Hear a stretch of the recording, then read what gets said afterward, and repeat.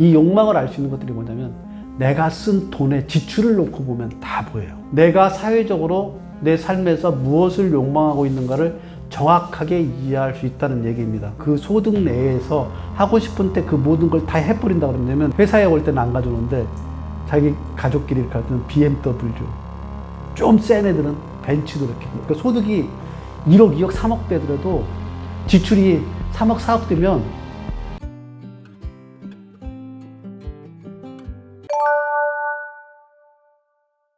욕망이라는 것들은 개인이 어떤 걸 원하고 뭘 하고 싶고 뭘 하고 싶다, 이런 것들이 이제 우리 안에 가지고 있는 욕망인데요. 이 욕망을 알 수 있는 것들이 뭐냐면 내가 쓴 돈의 지출을 놓고 보면 다 보여요. 어떤 분들은 한 달 동안에 썼던 지출 내역을 쭉 보게 되면 그 지출 내역서에 나오는 것들이 쭉쭉쭉 분석만 하게 되면 내 욕망이 어디로 끌려가고 있는가 다 알아요.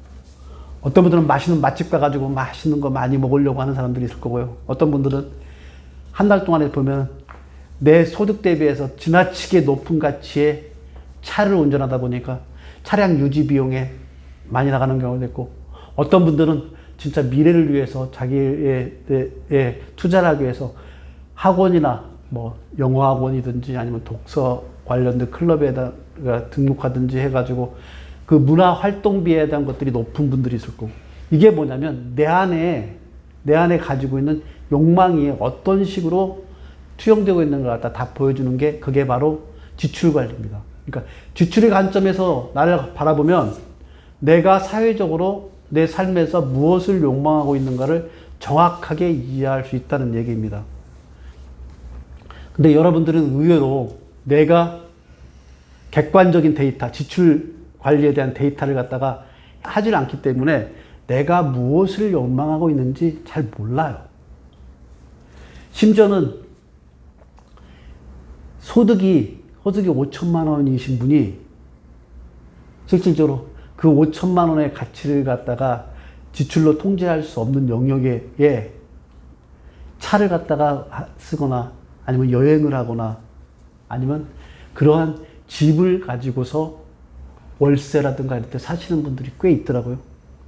그렇게 됐을 경우에는 무슨 일이냐면 내가 현재 생활의 편안함, 안주하고 싶은 마음, 이런 욕망들이 그대로 지출한 내역에 다 투영돼 버리기 때문에, 그렇게 했을 경우에는 내 현재적 위치가 계속해서 하락할 수밖에 없다는 걸 갖다가 거기서 시그널을 다 얻을 수 있어야 됩니다.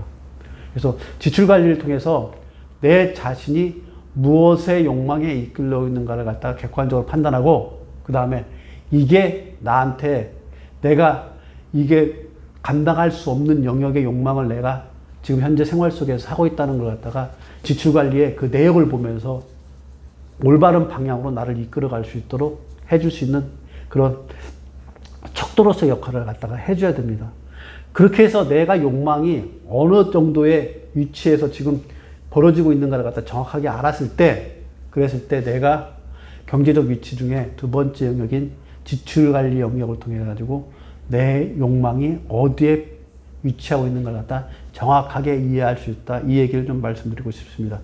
첫 번째 소득과 두 번째 지출을 통해 가지고 내가 사회적으로 어느 정도의 가치가 있는가를 갖다가 느낄 수 있는 소득을 통해서 내 위치를 파악하고, 그 다음에 두 번째 부분, 내가 쓰는 돈을 통해서 내 욕망이 어디에 포커스를 맞춰가지고 생활하고 있는가를 이해하기 시작하면 지출과 소득을 통해 가지고 내가 돈을 가지고 벌고 쓰는 것들을 통해서 내가 경제적 활동을 어떻게 하고 있는 걸 갖다가 정확하게 이해할 수 있는 겁니다.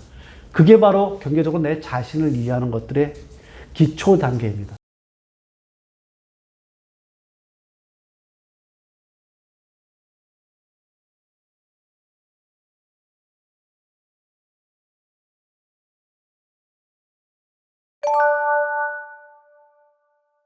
(9대 1의) 법칙이라는 게 거의 정확하게 적용되는 것 같아요.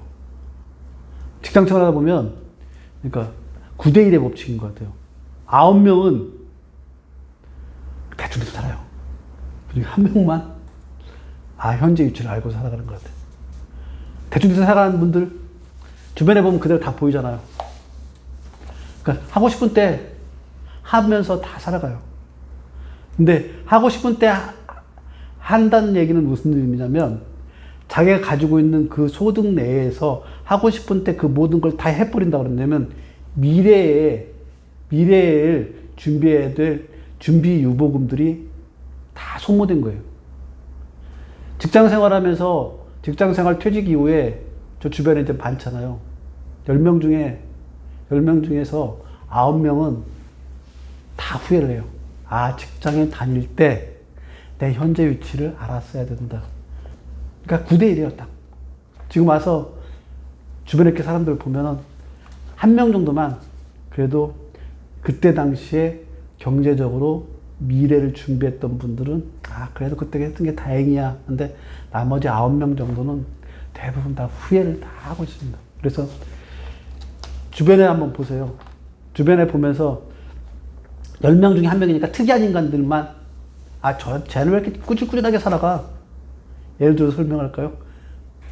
저를 놓고 보면 저 직장 다닐 때 스포티지라는 차를 끌고 다녔었는데 스포티지라는 차를 갖다 제가 12년 정도 20년 이제 폐차시키는데 12년인가 탔을 때 주변에서 다 저 욕했어요. 그때 한참 그때 무슨 바람이 불었냐면요. 외제차들 막 그러니까 팀장 넘어가고 이쯤이니까 그때 좀 이제 연봉이 올라가 그러니까 다 외제차 해가지고 그러니까 회사에서는 눈치 보이니까 회사에 올 때는 안 가져오는데 자기 가족끼리 이렇게 할 때는 BMW 좀 센 애들은 벤츠도 이렇게 막 끌고 그게 거의 유행이었어요. 그리고 뭐 해외여행 갔다 오고 그러니까 휴가 때 해외여행 갔다 오고 우리 때 그때 지금 아마 더 할 거예요.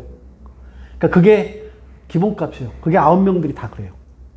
웬만하면 여행하고 웬만하면은 스타벅스 가서 커피 먹고 웬만하면은 고급 뷔페 가서 먹고 왜냐면 아, 내 가족들은 소중하니까 내 가족들한테 이 정도는 내가 직장에 가서 욕 먹으면서 돈 벌었으니까 이 정도는 내가 해줘야 돼. 해주고 싶어. 그 자녀들 고액 가입에도 하는 친구들 옆에서 많이 봤어요. 근데 이런 부분들이 그때 말하면 기본값들이에요. 이 기본값들인데 특이하게 그거 안 하면서 미래를 준비해왔던 그 한 명이 지금 보면 그 한 명이 그래도 경제적으로 안정된 토대를 가지고 살아가더라고요. 그래서 여러분 주변에 보면은 다 보여요. 그 경제적 관점에서 정확하게 자기 위치를 갖다 파악하지 못하신 분들 9명에 그게 해당할 거라고 보시면 될 것 같습니다. 뒤집힐 수 있는 것들은 가장 큰 게 뭐냐면 두 번째 항목인 지출 때문에 대부분 다 벌어지는 일이에요. 그러니까 지출이라는 항목에서 그래서 저는 지출이라는 항목이 굉장히 중요한 항목인데 간과하는 경우가 많아요. 대부분 다 그 돈을 번 사람들 얘기가 나오면 뭐 어떤 얘기를 하냐면 소득이 높은 거, 아니면 대출이라는 신용감독이 높은 거 이런 것들만 다 따지는데 그게 아니라 지출과 저축에 대한 것들이 훨씬 더 중요한데 지출과 저축에 대한 것들을 간과하는 같은 경우가 많아요. 왜냐하면 소득이 올라가면 올라갈수록 지출의 내역들이 올라가요. 그래서 대기업에서 임원까지 올라가도 나중에 퇴직하고 나면 똑같이 바닥에 시작하는 경우들이 많은 이유가 뭐냐면 거기에 맞춰가지고 계속 지출하고 이게 올라갔어요. 이러다 보니까 그 경제대역인 구조 포지셔닝, 이 포지셔닝을 어떻게 퇴직 이후까지도 연결시킬 건가에 대한 것들을 생각을 한 번도 안 했기 때문에 벌어진 일을. 그러니까 아까 말씀드렸잖아요. 과거의 나와 현재의 나, 그러면 미래가 어떻게 할 건가에 방향을 갖다가 정확하게 세팅을 할 수 있어야 되는데 그렇게 세팅이 안 된 게 현재에서 그냥 가장 일반적인 형태의 기본값들만으로 살아갔을 경우에는 그 부분들이 퇴직 이후에도 전혀 자기가 스스로가 토대를 만들어낼 수 있게 만들어가지 못하는 겁니다. 이건 똑같아요. 아무리 많이 벌어도요. 돈을 갖다 아무리 많이 벌어도 그러니까 소득이 1억, 2억, 3억 되더라도 지출이 3억, 4억 되면 절대로 미래에 투자나 이 부분들에 대한 준비가 안 돼 있기 때문에 똑같이 바닥에서 시작하는 건 똑같아요. 오히려 더 힘들죠. 왜냐면 욕망의 크기가 커진 것들은 낮출 수가 없어요. 오히려 그래서 중소기업이나 제가 말했잖아요. 임원까지 안 들어가고 사원을 했던 분들이 더 퇴직 후에 잘 살아가는 이유가 뭐냐면 욕망의 크기를 키우지 않았기 때문에. 욕망의 크기가 큰 거는 이게 작아지지가 않아요. 낮춰지지가 않아요. 그래서 퇴직 이후에 오히려 잘 살아가시는 분들이 보면 중소기업에서 진짜 어려운 와중에도 열심히 살아오신 분들, 이런 분들이 더 잘 살아가는 경우가 많아요. 그리고 오히려 대기업에 있다가 나오신 분들 중에 가장 힘들어하는 것 중에 뭐냐면 거품을 제거하지 못해가지고, 그러니까 다른 일을 해도 되는데 그 일을 할 수 없게 스스로가 체면과 거품 때문에 그 일을 하지 않기 때문에 힘들어지는 경우도 많아요. 그래서 흔히 말하는, 우리 때는 이제 그런 말 많이 하는데 고급 논팽이. 할 수 있는 능력은 꽤 있는데 그냥 논팽이에요. 이런 일들이 벌어지기 때문에 오히려 대기업이다, 임원이다, 이게 지금 그렇게 혹시 자리에 계신 분이다 그러면 더 안심하지 마세요.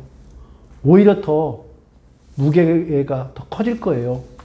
그걸 감당해내려면, 퇴직 이후에도 그걸 유지해내려고 그러면 더 지금 큰 노력을 하셔야 돼요. 그래서 그게 결코 여러분들한테 긍정적인 효과로 작동하지 않는다는 거, 그 말씀 좀 드릴 수 있을 것 같습니다.